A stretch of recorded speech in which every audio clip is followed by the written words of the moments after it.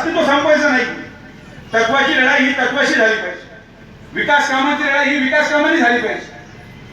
आम्ही विकास करतो, आम्हाला विकास करू द्या.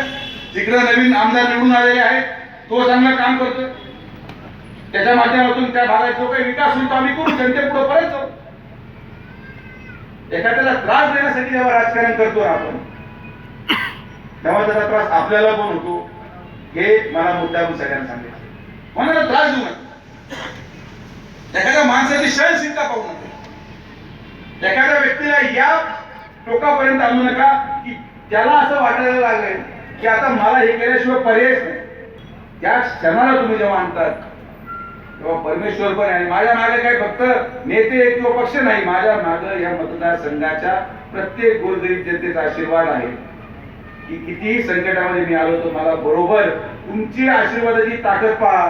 तुम्ही जे सगळे समोर बसलेले आहात की 3 महिन्यापूर्वी लोकसभेच्या